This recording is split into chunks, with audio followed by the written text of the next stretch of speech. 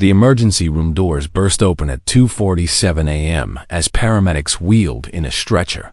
The woman's military fatigues soaked crimson under the harsh fluorescent lights.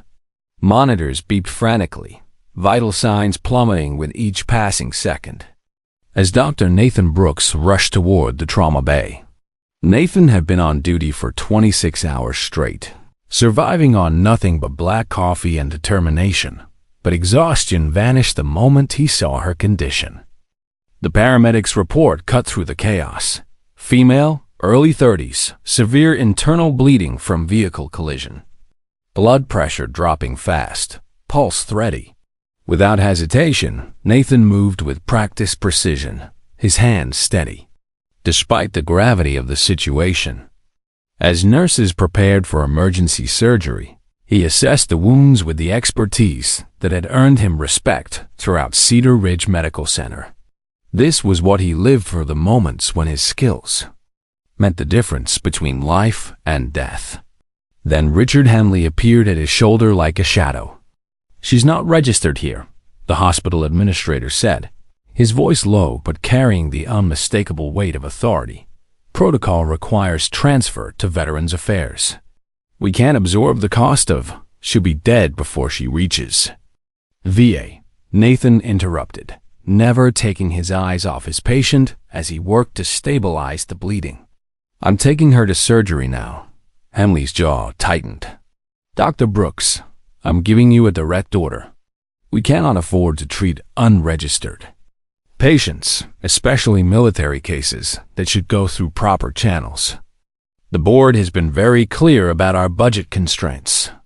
Nathan finally looked up, meeting Henley's cold stare with unwavering determination. "I don't care about budget constraints." I took an oath. The tension in the room was palpable. Other medical staff exchanged nervous glances, knowing they were witnessing a line being drawn in the sand. Henley's face flushed with anger, but Nathan had already turned back to his patient, calling out orders as he prepared to wheel her into surgery.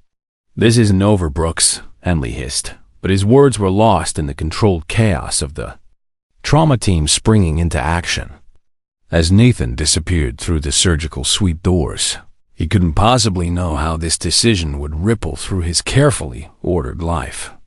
The wounded Marine fighting for her life under his care would not only survive, but eventually become the catalyst for healing wounds in his own heart that he'd thought were permanent. 3 hours later, Nathan emerged from surgery, exhausted but victorious. Lieutenant Rachel Martinez would live. Her injuries had been severe lacerated liver, internal bleeding, broken ribs, but his quick action had saved her life. As he stripped off his surgical gloves, Nathan felt the familiar satisfaction of a life preserved, a calling fulfilled. That satisfaction dimmed when he found Henley waiting in the break room, flanked by 2 board members Nathan didn't recognize. Their expressions told him everything he needed to know. "We need to talk," Henley said, gesturing toward the conference room. Now, the morning sun filtered through worn curtains as Nathan stood at his kitchen stove, dark circles under his eyes betraying another sleepless night. The modest kitchen was clean but lived in, walls adorned with crayon drawings and school photos that told the story of a single father doing his best. Through the archway, a small dining table was set for breakfast, 2 plates, never 3, a painful reminder of the absence that had shaped their lives for the past 3 years. "Dad, is that pancake supposed to be black?" asked Emma, appearing in the doorway already dressed for school, her backpack slung over one shoulder. Nathan looked down at the charred disc in the pan and sighed, scraping it into the trash bin that Rechted already contained 2 similar failures. "Just practice rounds, kiddo. The real ones are coming up." 10-year-old Emma Brooks studied her father with the perceptiveness that came from being raised by a surgeon who worked impossible hours.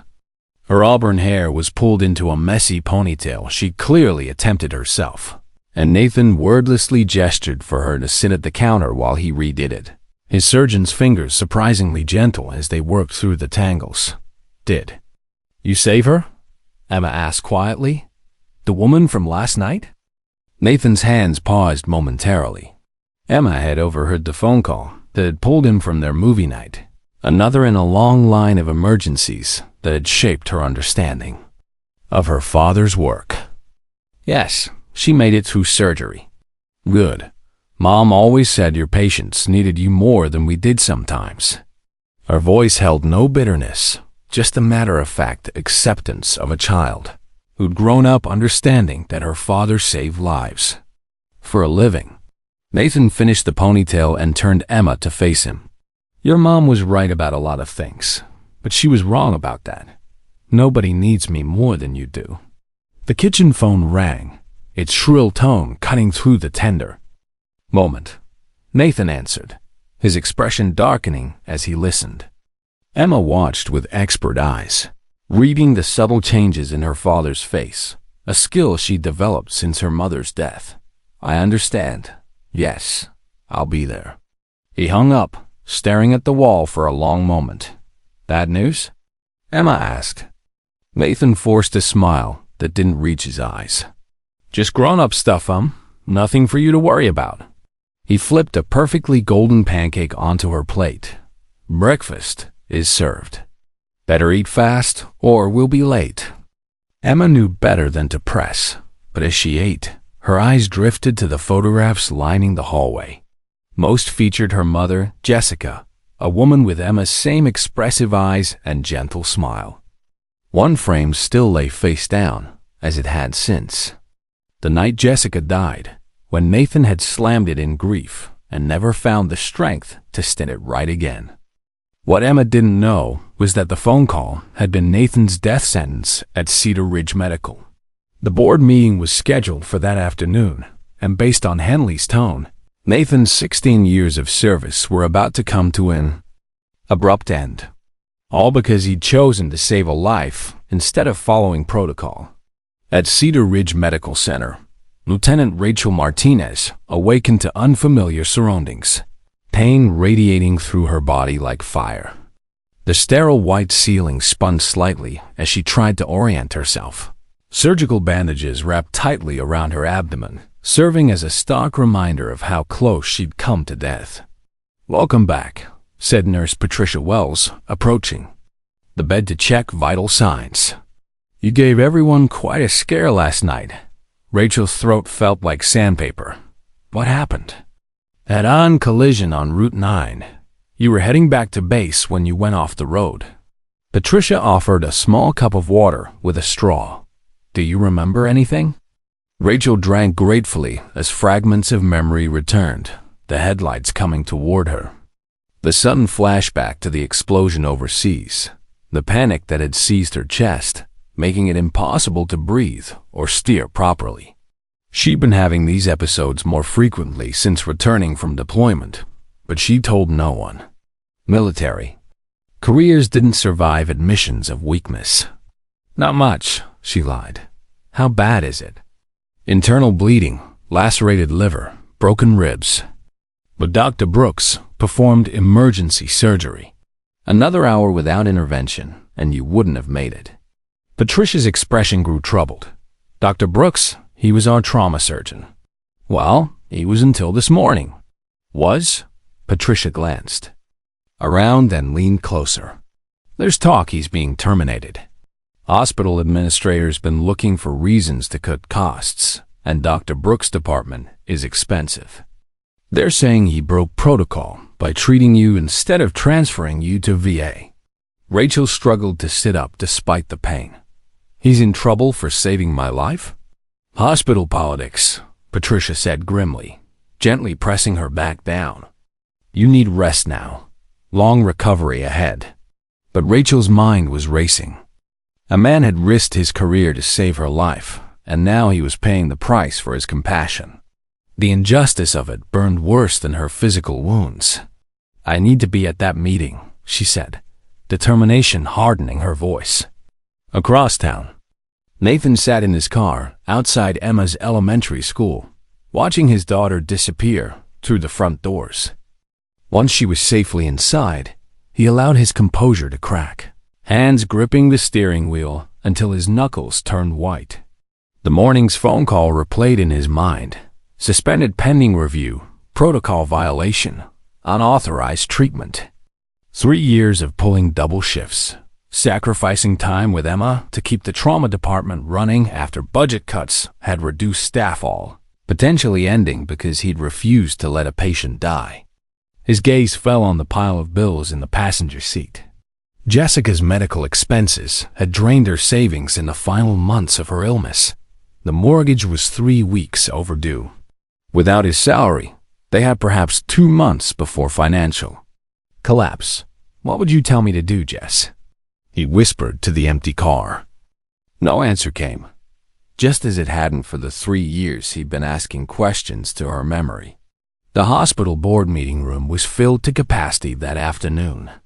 Nathan sat alone at the defendant's table, facing 5 board members and administrator. Hemley, whose thin smile couldn't hide the triumph in his eyes. No legal representation, no defense prepared. Just a doctor who'd followed his conscience. When asked if he understood the charges against him, Nathan simply stated, "I made the only choice a doctor could make." Henley was midway through his statement about budget constraints and protocol importance when the door opened. The room fell silent as Lieutenant Rachel Martinez entered, still in her hospital gown beneath a hastily donned military jacket, and 4 pole serving as makeshift support. Her face was pale with effort, surgical bandages visible beneath the jacket. "Lieutenant Martinez, you should be in bed." Dr. Catherine Westfield, the chief of medicine, began with concern. "With all due respect, ma'am, I should be dead." Rachel's voice was weak but unwavering. "According to your protocols, I should have been transferred to a facility 40 minutes away while bleeding internally. Dr. Brooks made the only humane choice available. The issue isn't the quality of care." Henley interjected smoothly. "It's about hospital resources and proper. The issue," Rachel cut in, straightening with military bearing despite her injuries, "is whether this hospital exists to save lives or save money." Her words hung in the air like a challenge. "In combat, we have protocols too. But any soldier who lets a teammate die because of bureaucracy would be court-martialed." Nathan watched the board members' faces, but he could see Rachel's passionate defense changed nothing. The decision had been made before the meeting began. When the vote came 4-1 for termination, he accepted it with a single nod. Only Dr. Westfield had voted in his favor, avoiding Nathan's eyes afterward. In the parking lot, Rachel caught up to him, her breathing labored from the exertion. "I can't believe they fired you for saving my life." Nathan stared at the hospital building, where he'd worked for 16 years. "It's not your fault. They've been looking for reasons to cut costs. I was expensive. This isn't right. I have connections in the military. We could go to the media." "And then what?" Nathan interrupted. "Small-town doctor fights big hospital? Even if I won, who would hire a troublemaker?" He softened, seeing her distress. "I just need to figure out how to tell my daughter and find another job." Rachel straightened, a decision forming. "I need someone to check my stitches and monitor my recovery. The VA's overbooked for weeks. I'll pay you directly." When he hesitated, she added, "Consider it my first attempt at making this right." Against his better judgment, Nathan handed her his address. "One house call. That's all I'm agreeing to." But as he drove home to break the news to Emma, neither of them realized that this single house call would become the first thread in weaving their lives together in ways they couldn't imagine. The real story was just beginning.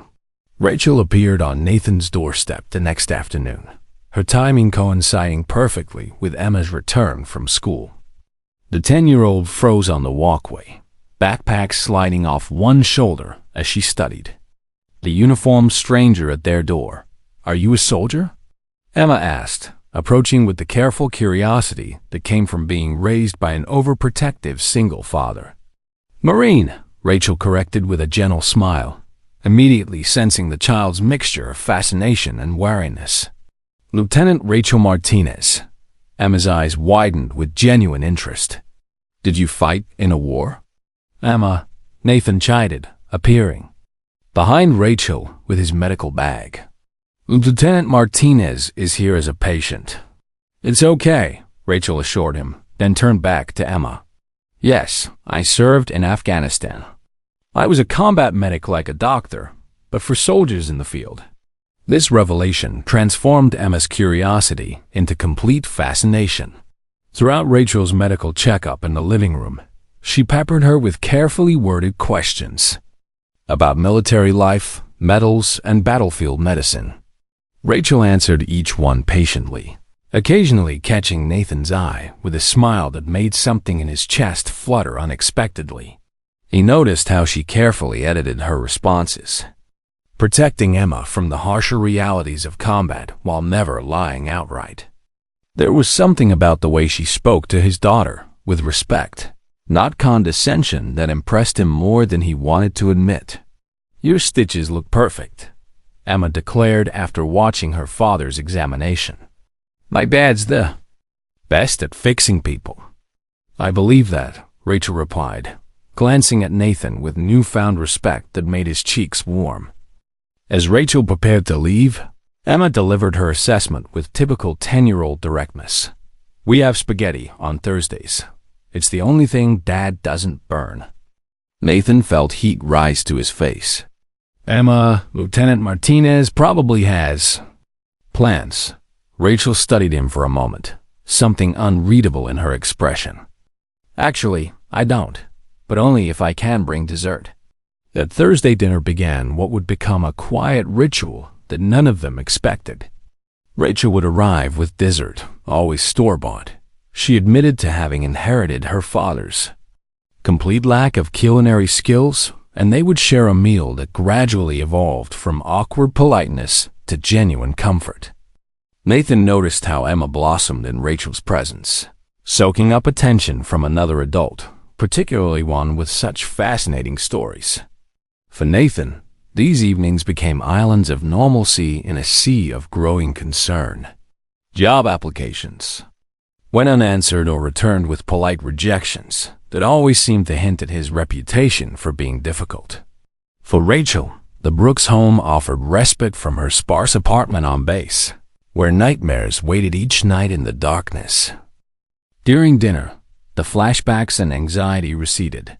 She found herself inventing reasons to visit, bringing books for Emma, offering to help with homework, dropping off groceries that would just go bad in her refrigerator.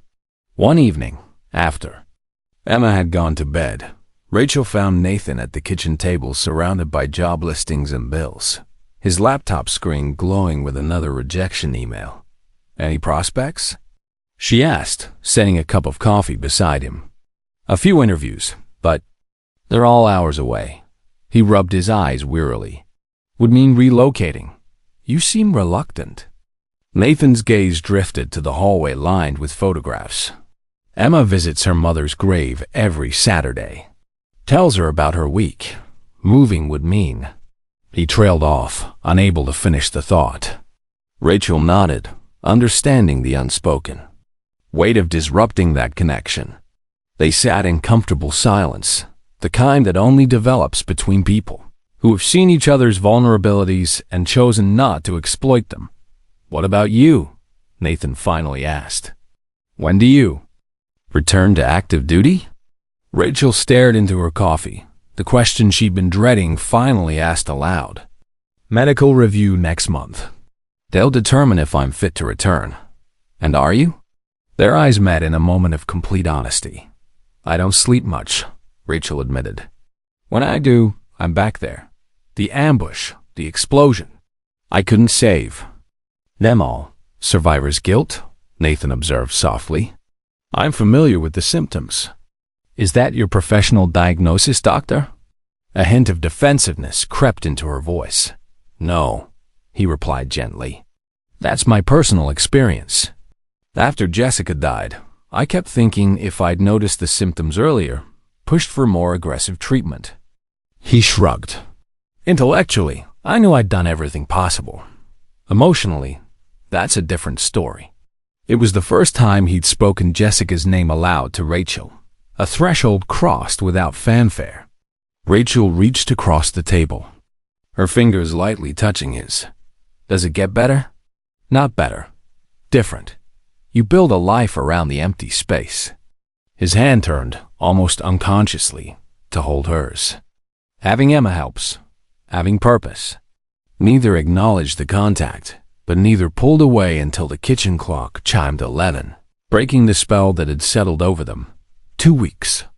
Later, Nathan ran into Dr. Michael Chun, his former colleague at the local pharmacy.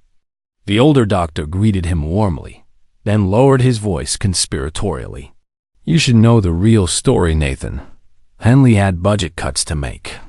Your department was targeted because your treatment protocols prioritize patient outcomes over profit margins.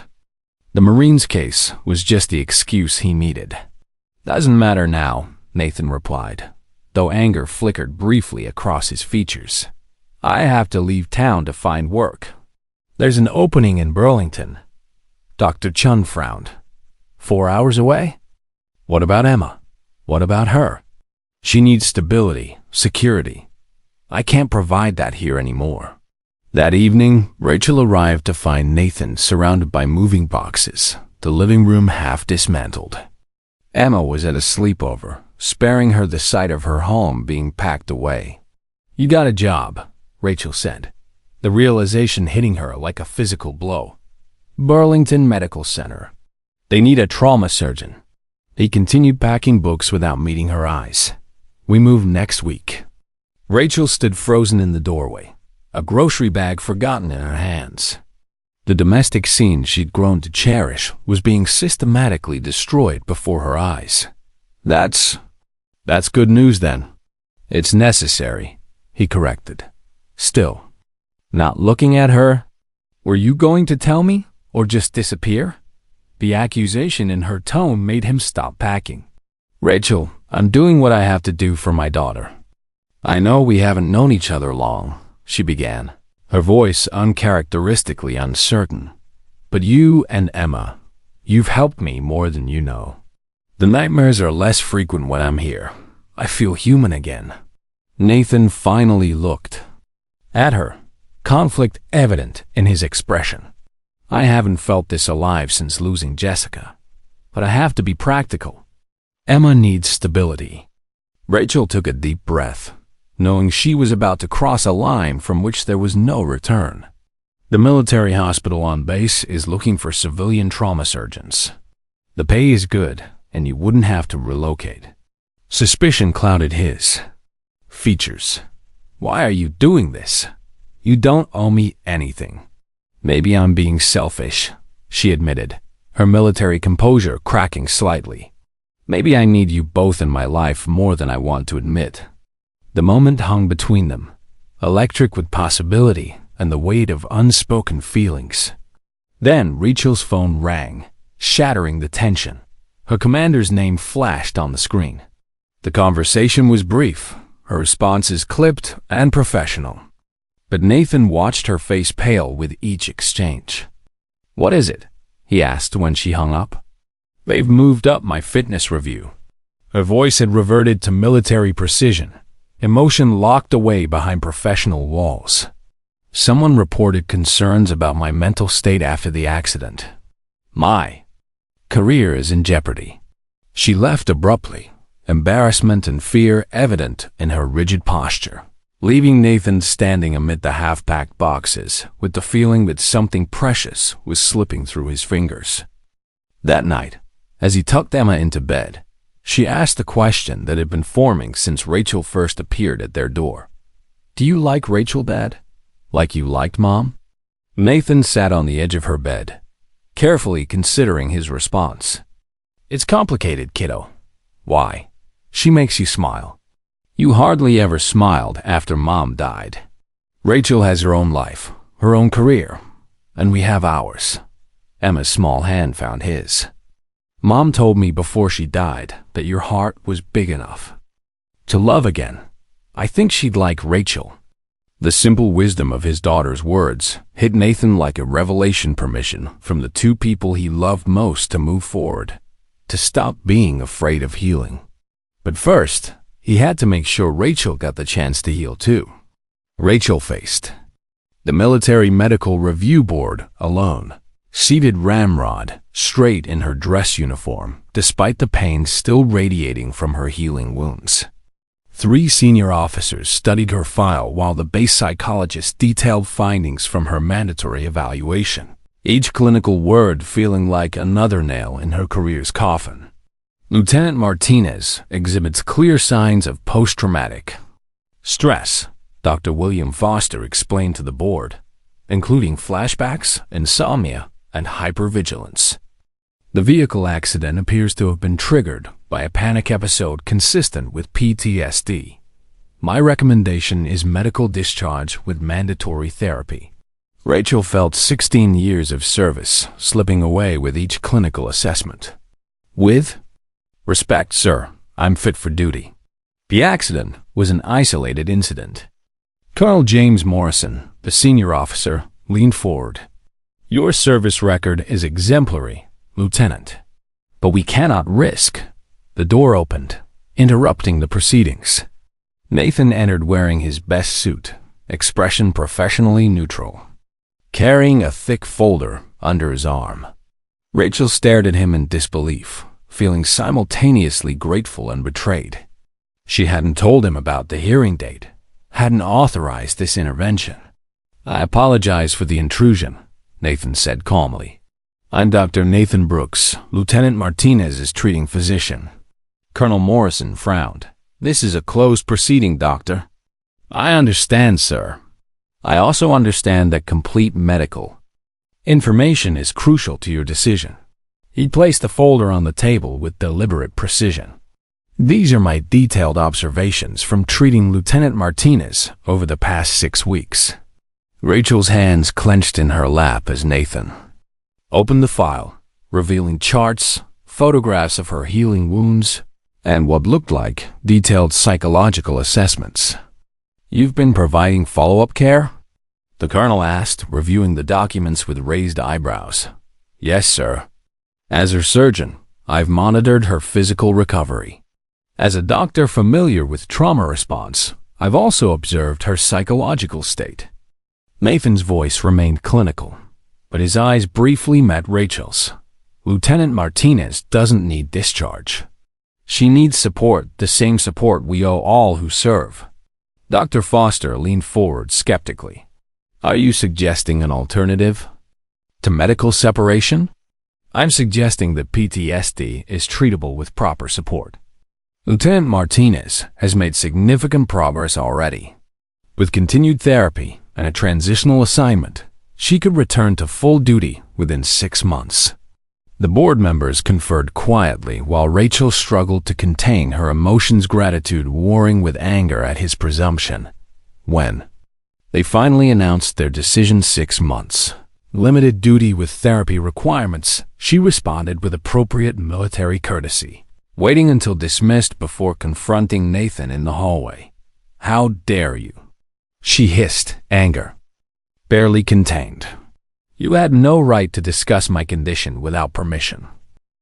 You're right, he acknowledged without defensiveness. I violated your privacy. But I couldn't let them end your career when I knew you could recover. By telling them I'm broken? That I need fixing? By telling them you're human, he corrected gently. That experiencing trauma after what you've been through isn't weakness. It's normal.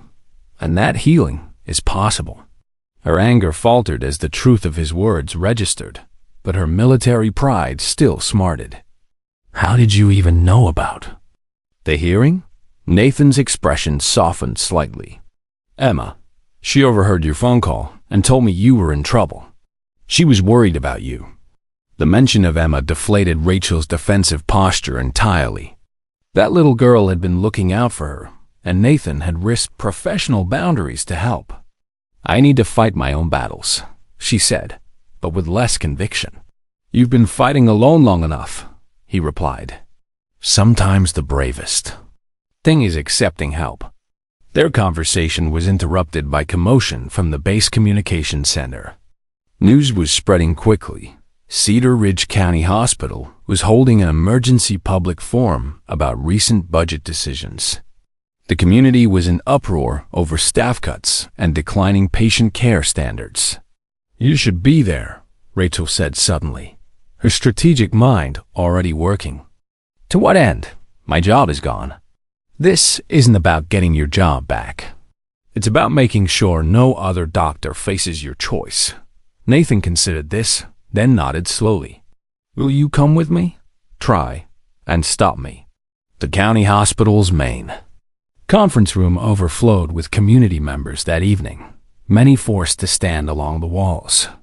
Administrator Henley and the board sat at a table on a small stage, looking increasingly uncomfortable as citizens voiced mounting concerns about longer wait times, reduced services, and the loss of their most trusted physicians.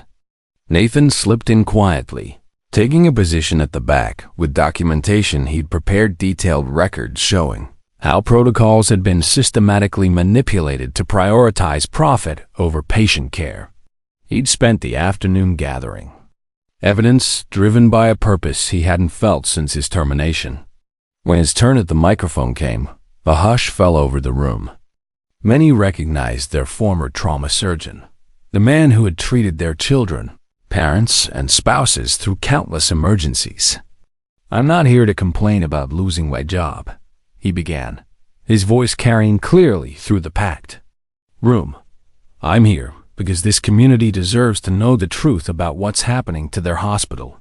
He outlined the systematic reduction in care quality, the pressure on doctors to discharge patients prematurely, the emphasis on billable procedures over necessary ones, the way medical decisions were increasingly made by administrators rather than physicians.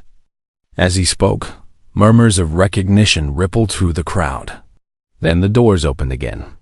Rachel entered in full dress uniform, accompanied by 4 Marines in similar attire. Their presence created an immediate visual impact, a physical manifestation of honor and service that commanded instant respect. When Nathan finished his presentation, Rachel approached the microphone with military bearing, her voice clear and strong despite her recent injuries. "My name is Lieutenant Rachel Martinez. 6 weeks ago, I would have died if Dr. Brooks had followed protocol instead of his conscience." Her words carried to every corner of the room. "In combat, we have a saying, no one gets left behind. Dr. Brooks lived that principle and was punished for it. Is this how you treat heroes in your community?" The room erupted in applause and calls for action. Community members stood to share their own experiences, lives saved by Nathan's department, complications from premature discharges under the new protocols, elderly patients transferred away from family during critical moments, as public sentiment turned increasingly hostile toward the hospital administration. Board Chairman Dr. Elizabeth Warren whispered urgently to Henley before addressing the crowd. "In light of these concerns, the board will conduct a full review of recent policy changes. Additionally, we would like to offer Dr. Brooks immediate reinstatement to his position." Cheers went up from the crowd, but Nathan shook his head as he returned to the microphone, surprising everyone, including Rachel.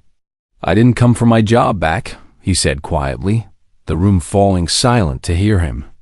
"I came so no other doctor has to choose between saving a life and keeping their position." He proposed community oversight of hospital decisions, transparent reporting of patient outcomes, and a return to patient-centered care protocols. By meeting's end, the board had agreed to all demands and placed Administrator Henley on administrative leave pending investigation.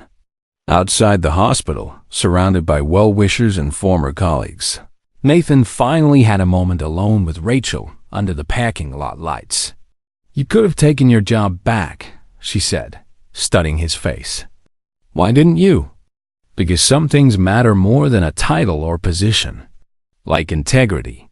He paused, gathering courage he'd thought he'd lost forever. "Like you." The kiss that followed was gentle, tentative, both of them conscious of crossing a threshold from which there was no return. It tasted of possibility and healing, of two wounded souls finding solace in each other. It was Emma who interrupted them, running up from where she'd been waiting with Dr. Chun, having convinced him to bring her to witness her father's moment of triumph. "Does this mean we're not moving away?" she asked, hope brightening her features. Like sunrise. Nathan knelt to her level, Rachel beside him, their hands naturally finding each other. "How would you feel about me working at the base hospital instead?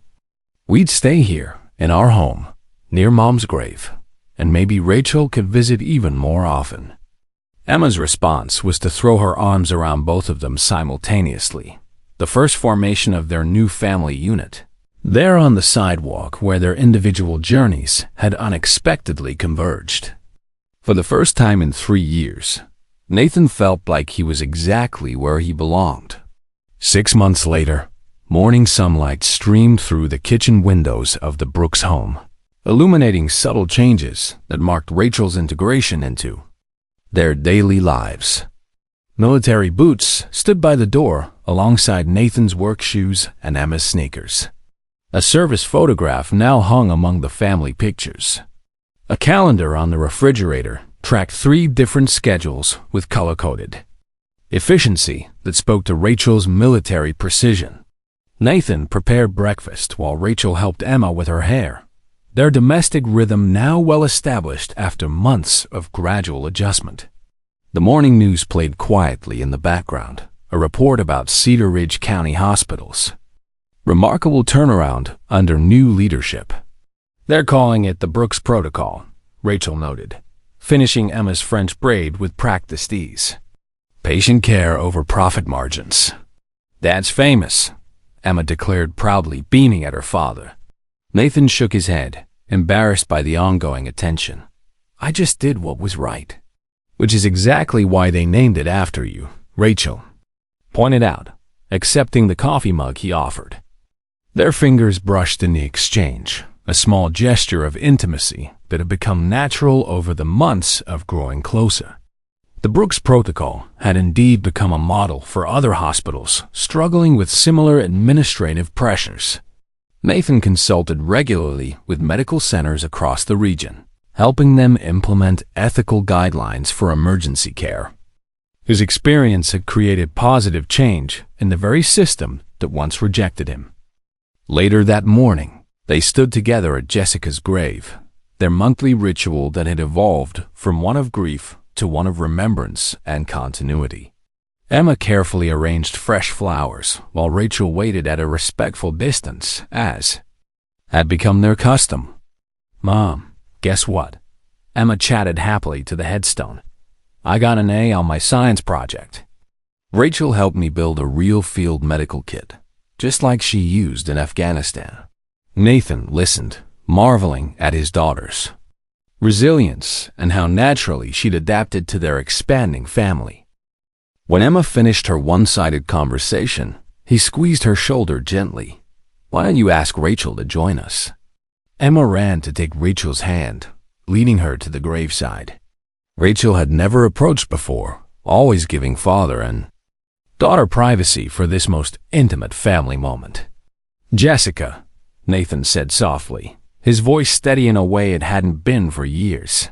"This is Rachel." She makes us smile again. Rachel knelt beside the grave, removing her service medal, a bronze star she'd earned in Afghanistan, and placing it carefully among the flowers. "I promised to look after them both," she whispered, words meant only for the woman she'd never met but whose presence remained central in the lives she now shared. Emma slipped her small hand into Rachel's, completing a circle that felt both new and eternal. That weekend, the base hospital held a fundraiser for its new civilian trauma center. As one of the lead surgeons, Nathan found himself surrounded by colleagues and community members, his transformation from pariah to respected leader complete. The former hospital administrator's replacement had personally asked Nathan to consult on ethical guidelines for emergency care throughout the region. A young resident approached him during the evening, introducing herself as Dr. Amanda Foster. "Your case study is required reading in my program," she confided.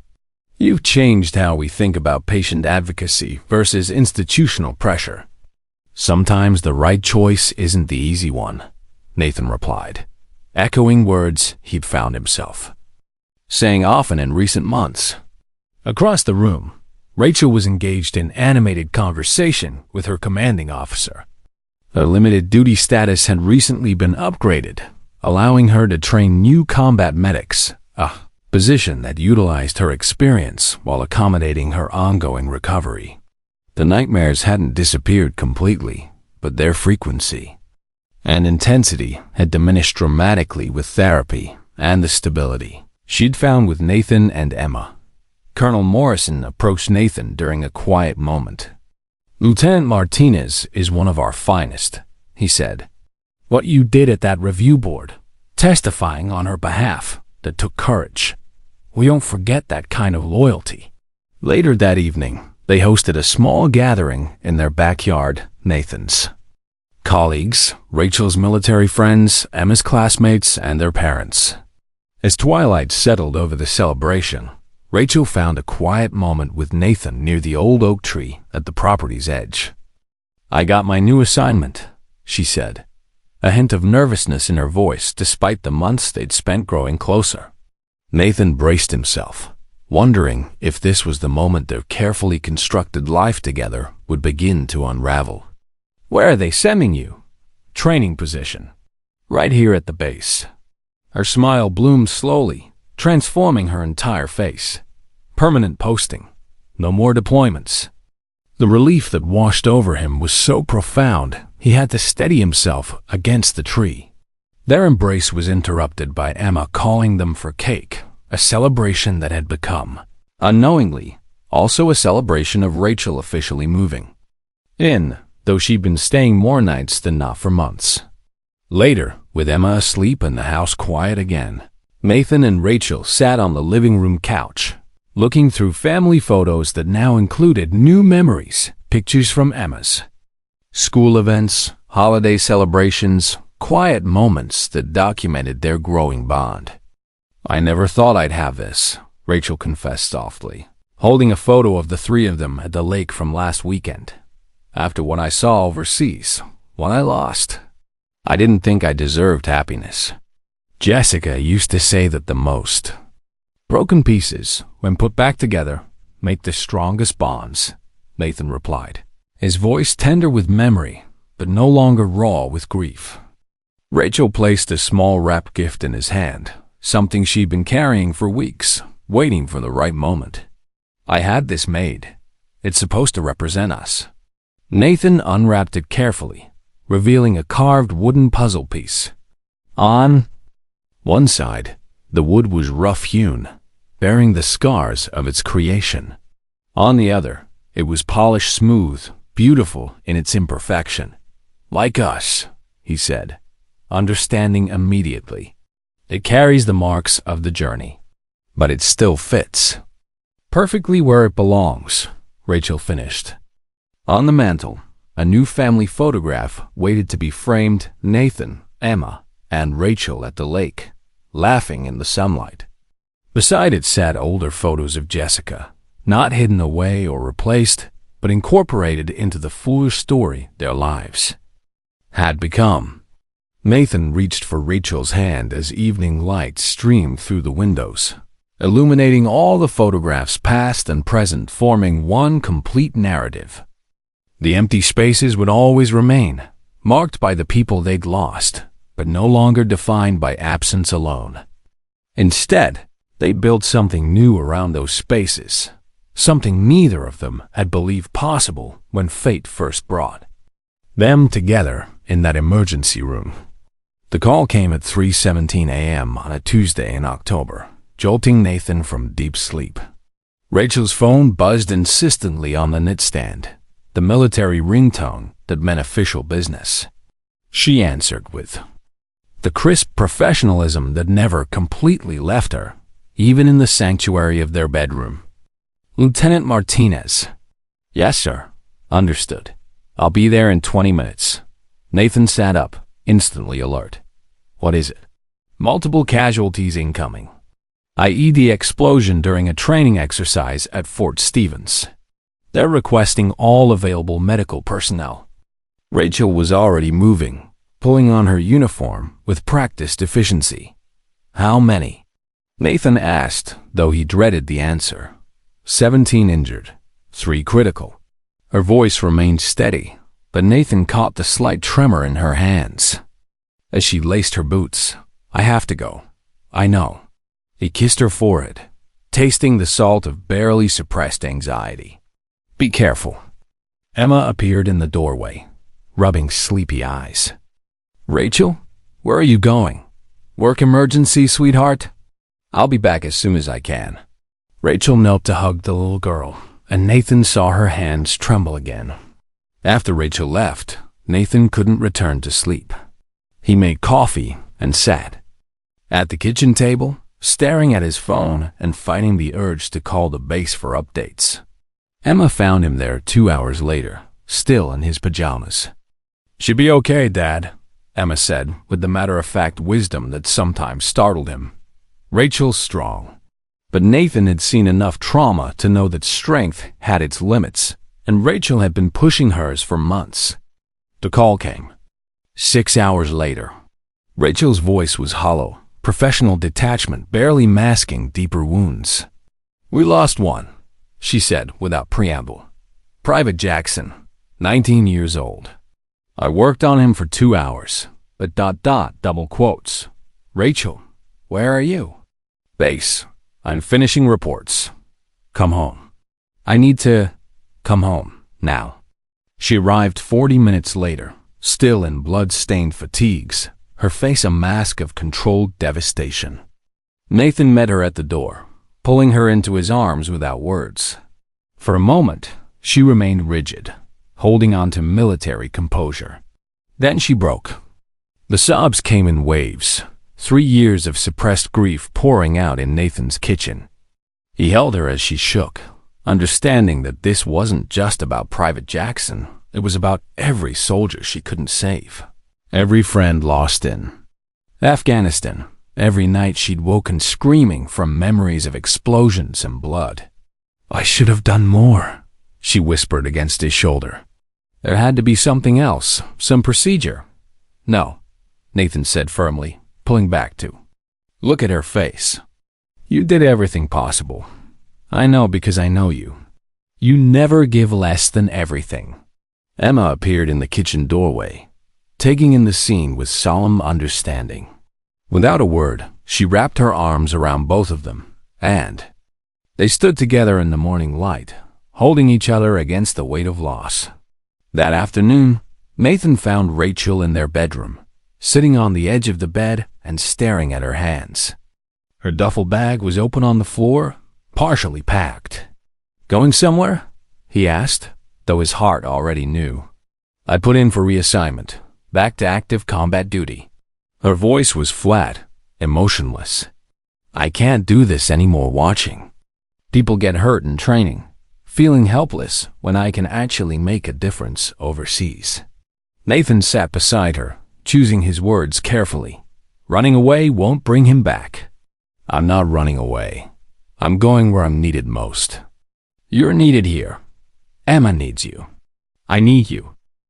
Rachel finally looked at him, her eyes red-rimmed but determined. This is who I am, Nathan. I'm a soldier, not a suburban mom playing house.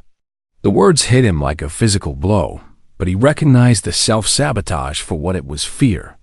Disguised as duty, the familiar retreat into isolation when emotions became too overwhelming. Is that what you think this is? Playing house? I don't know what this is anymore.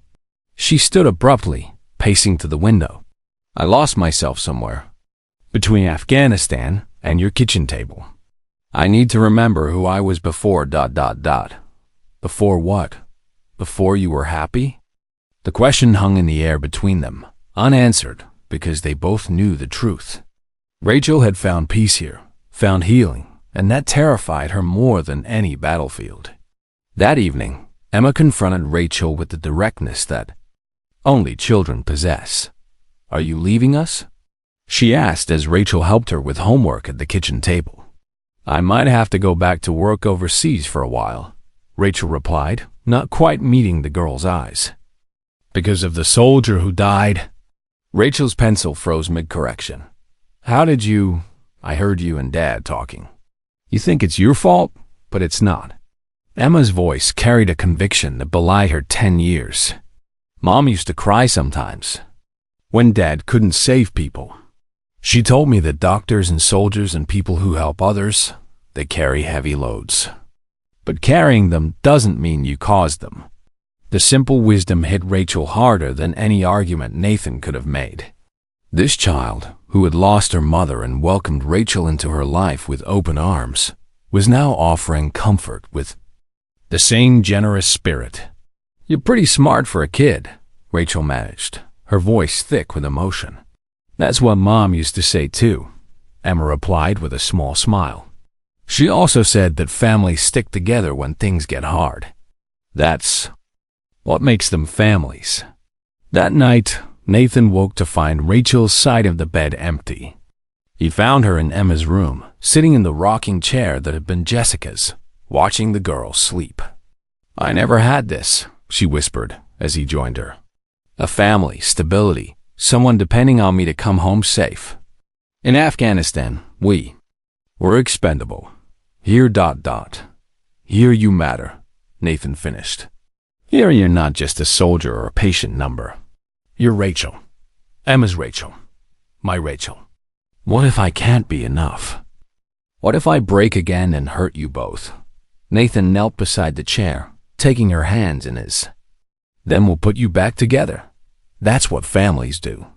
The next morning brought news that changed everything. Colonel Morrison arrived at their door, his expression grave. Lieutenant Martinez, I need to speak with you about your reassignment request. They sat in the living room while Emma played in her room, the formal atmosphere at odds with the domestic setting. Your request has been denied, the colonel said without preamble. Furthermore, the base commander wants to discuss a different assignment entirely. Rachel straightened, confusion evident in her posture. Sir, we're establishing a new program combat. Trauma counseling for returning veterans. We need someone who understands both the medical and psychological aspects of recovery. Someone who's been there. I'm not qualified for counseling, sir. You're more qualified than anyone else we have. You've lived it, survived it, and found a way forward. That's what these soldiers need to see, that recovery is possible. Nathan watched Rachel process this unexpected opportunity, seeing the moment when duty and healing aligned in a way she hadn't thought possible. The position would be permanent, Colonel Morrison continued. Based here, working with Dr. Brooks and the base medical team. No deployments. After the colonel left, Rachel sat in stunned silence, her carefully constructed plans dissolving into new possibilities. Scared? Nathan asked gently. Terrified, she admitted. But maybe that's okay. Maybe being scared means it matters. Emma bounded into the room, having sensed the conversation was over. Does this mean you're staying? Rachel pulled the girl into her lap, meeting Nathan's eyes over Emma's head. Yeah, kiddo, I'm staying. We're all staying. 3 months into Rachel's new role as combat trauma counselor, their life had found a rhythm that felt both natural and miraculous. The work was challenging, helping returning veterans navigate PTSD, readjustment disorders, and the invisible wounds of war, but Rachel discovered that her own healing accelerated as she guided others through similar struggles. Nathan had been offered the position of Chief of Emergency Medicine at the base hospital, a role that allowed him to implement the Brooks Protocol on a larger scale while staying close to home. Their professional partnership had strengthened. Their personal bond, each understanding the demands and rewards of the other's calling. It was Emma who first brought up the subject that had been hovering unspoken between the adults. Taylor's parents are getting married again, she announced over dinner one Thursday evening. Her mom says it's because they want to make their family official. Nathan nearly choked on his spaghetti, while Rachel suddenly found her plate fascinating. That's nice for Taylor's family, Nathan managed. Are you and Rachel going to get married? Emma continued with the persistence of a 10-year-old who had clearly been thinking about this for some time. Emma, Nathan warned gently. What? I'm just asking. All my friends think you should. Mrs. Patterson at school says you're practically married already, just without the papers. Rachel met Nathan's eyes across the table, a mixture of amusement and vulnerability in her expression. They'd been living together for 8 months, had merged their lives completely, but the formal commitment conversation had remained carefully unaddressed. What do you think about that? Rachel asked Emma, deflecting but genuinely curious. I think Mom would approve, Emma said matter-of-factly. She told me before she died that she wanted Dad to be happy again. And she said I'd know the right person because they'd make our family feel complete instead of just bigger. The simple profundity of the statement left both adults speechless. That weekend, Nathan found himself standing in Whitmore Jewelry, staring at engagement rings with the same analytical intensity he brought to medical procedures. The elderly proprietor, Harold Whitmore, watched with patient amusement. First time? Harold asked. Second, actually. But it feels like the first. Nathan picked up a simple solitaire, examining the way light played through the diamond. My wife died 3 years ago. I never thought that you'd want to do this again? That I deserve to do this again? Harold nodded knowingly. Love isn't finite, son. Losing one person doesn't diminish your capacity to love another. Sometimes it increases it. Nathan thought about Jessica's last words to him, about his heart being big enough for second chances, about finding happiness again. He thought about Rachel's strength, her gentleness with Emma, the way she'd seamlessly woven herself into the fabric of their lives while honoring the memory of what came before. What would you recommend for a woman who's both a Marine and the most caring person I've ever met? Harold smiled, reaching for a different tray. Something that reflects both sides of her nature. The ring he showed Nathan was perfect, a classic. Designed with unexpected details, elegant but strong, traditional yet unique. Like Rachel herself. Nathan's proposal plan was elaborate, involving Emma as a co-conspirator and careful coordination with both their work schedules.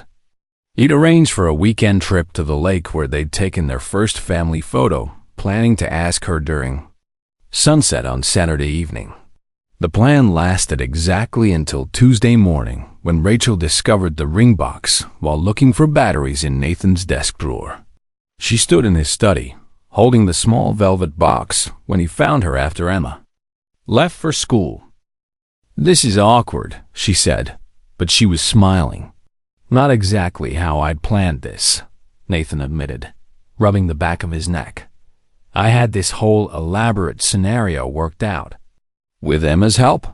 She's been bouncing off the walls with excitement all week.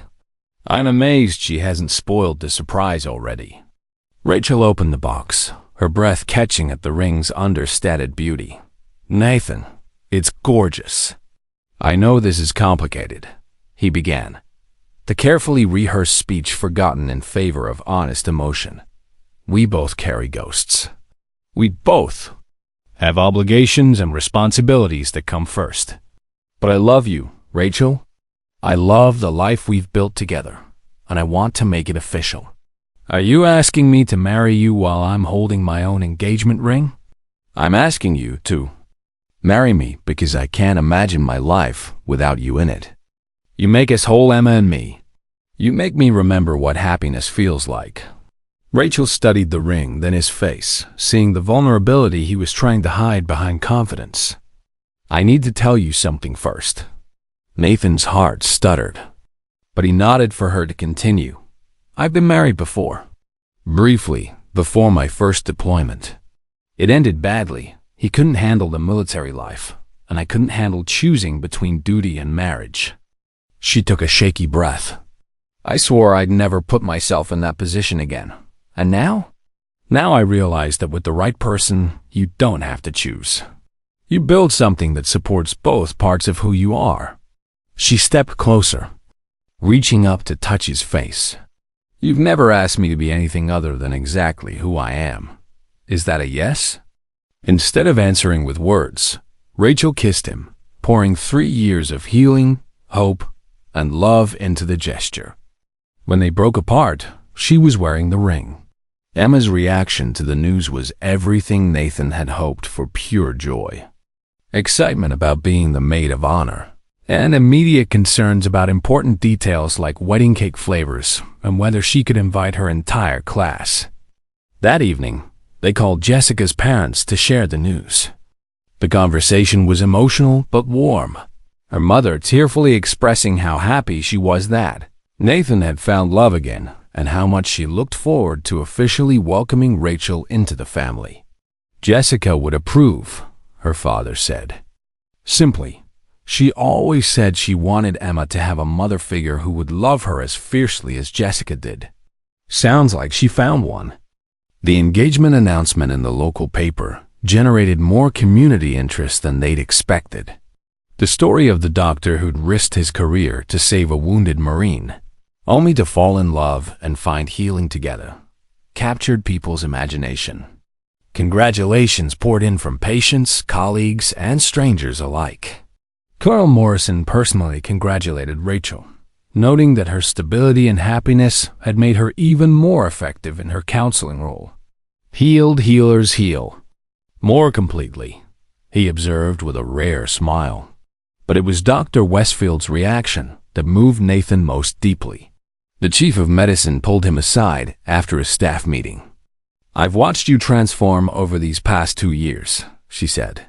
"From a brilliant but wounded man to someone who's found peace. That kind of healing, it radiates outward.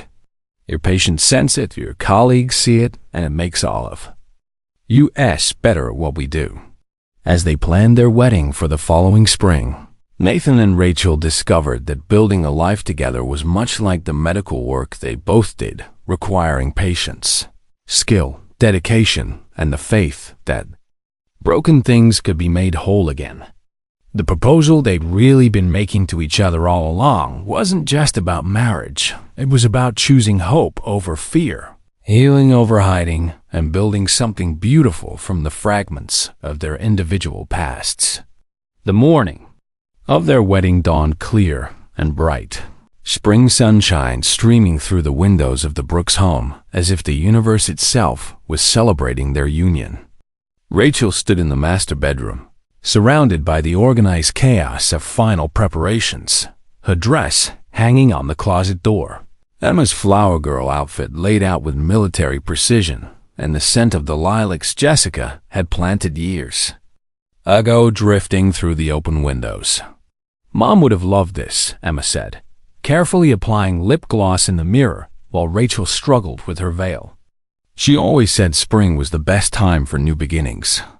Rachel paused in her preparations, struck once again by this remarkable child's wisdom and generosity of spirit. "Do you really think she would approve of all this?"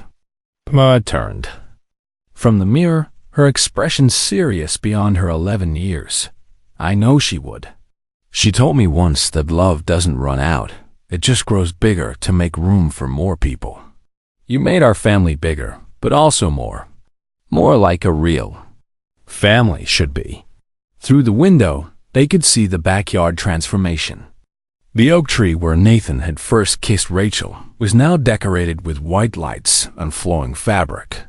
Chairs were arranged in neat rows facing a simple arch that Nathan's former colleagues had built as their wedding gift. It was intimate, personal, perfect. Dr. Michael Harper, Nathan's mentor from medical school, would officiate, a man who had known Nathan since his residency days and had watched his journey from grief to healing. Small details throughout the ceremony would honor Jessica's memory. Her favorite flowers in the arrangements, a moment of silence in her honor, and a special candle lighting where Emma would represent the past that would always be part of their future. "Rachel," Emma said softly, "thank you for loving us the way you do, for not trying to replace Mom, but for being yourself." That's what made Dad smile again. The words nearly undid Rachel's careful composure.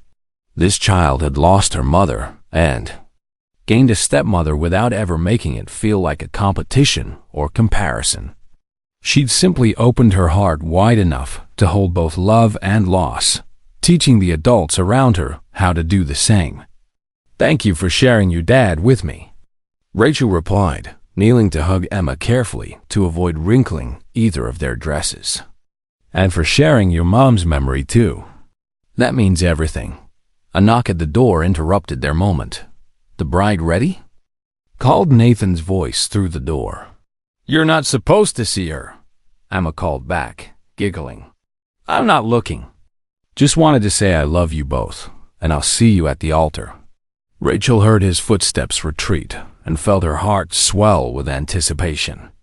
After everything they'd been through, the near death that brought them together, the professional struggles, the healing process, the fears and breakthroughs, they were about to make it official. The ceremony was everything they'd wanted, meaningful, personal, and filled with the people who mattered most. Nathan's parents had flown in from Oregon. Rachel's father from Texas, a gruff former Marine who'd taken one look at Nathan and declared him good enough for my daughter, I suppose, which everyone understood to be the highest praise he was capable of giving. Rachel's military colleagues formed an honor guard as she walked down the aisle, but it was the sight of Nathan waiting for her under the arch that made her breath catch. He wore his best suit, the same one he'd worn to testify on her behalf at the military review board, and his eyes never left her face as she approached. Emma walked ahead of her, scattering rose petals with careful precision, looking every inch the proud maid of honor. She took her place beside Nathan, and for a moment, the three of them stood together before the assembled guests, family that had found each other through tragedy and chosen each other through healing. Dr. Harper's words were simple but profound, acknowledging the journey that had brought them to this moment. Nathan and Rachel, you have both known loss, faced challenges that might have broken weaker spirits, but you chose to heal, to trust, to build something beautiful from the broken. Pieces of your individual stories. Today, you're not just joining your lives, you're creating a foundation for Emma, for your future, and for the many lives you'll continue to touch through your work and your love. When it came time for vows, Nathan went first, his voice steady despite the emotion threatening to overwhelm him. "Rachel, you walked into my life at my lowest moment and reminded me that healing was possible. You didn't try to fix me or replace what I'd lost. You simply loved me as I was and believed I could become better.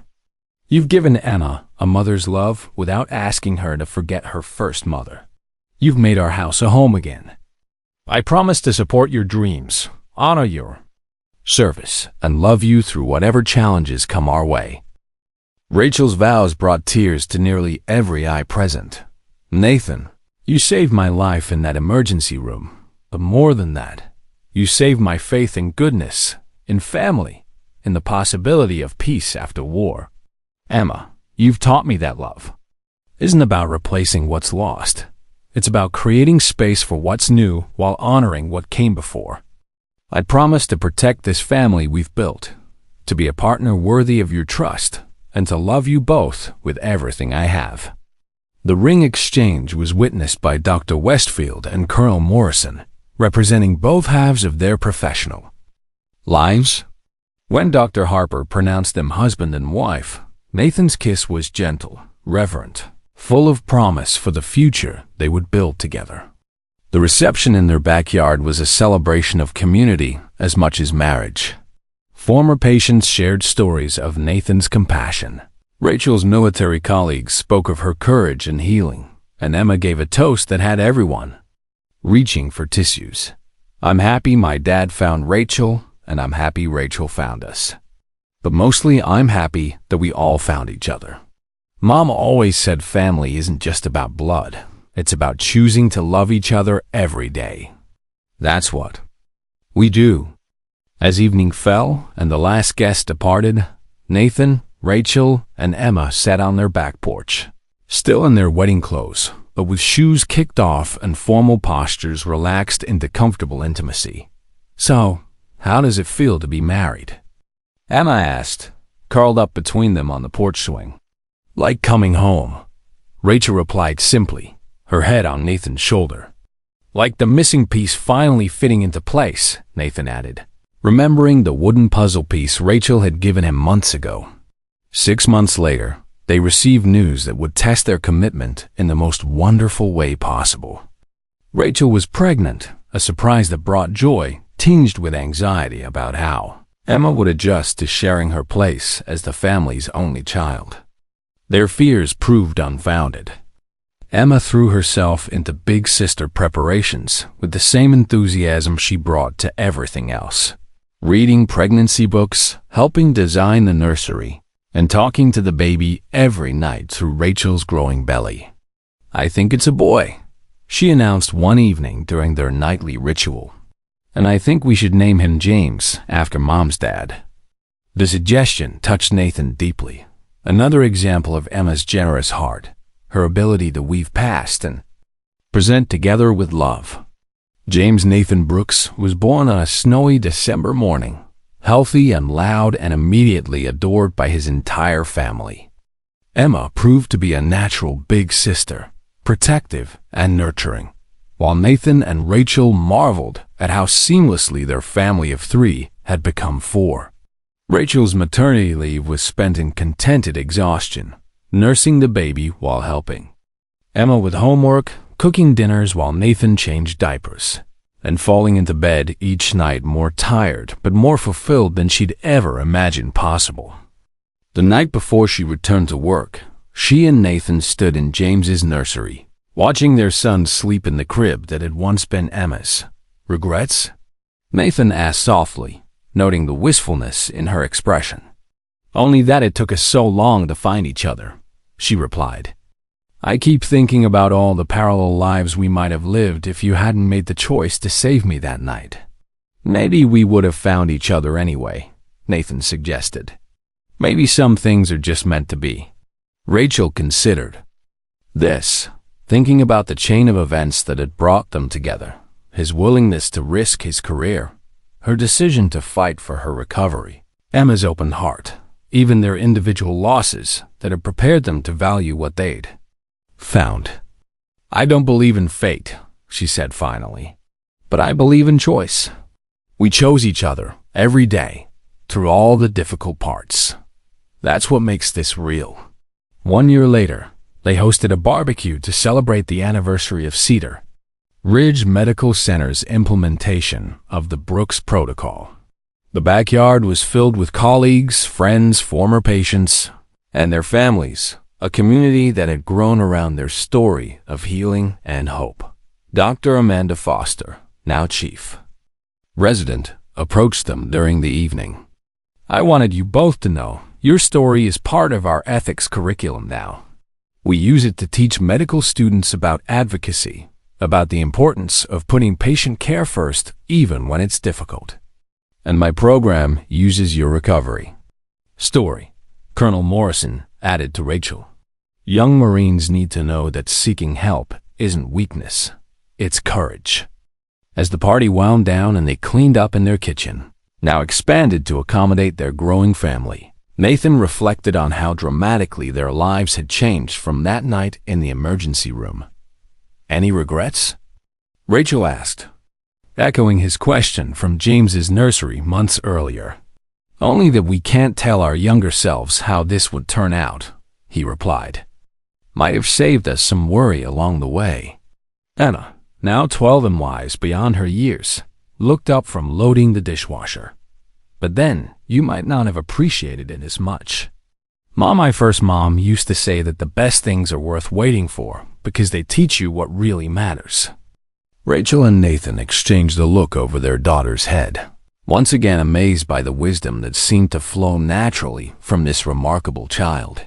who had lost her mother but never lost her faith in love's possibility.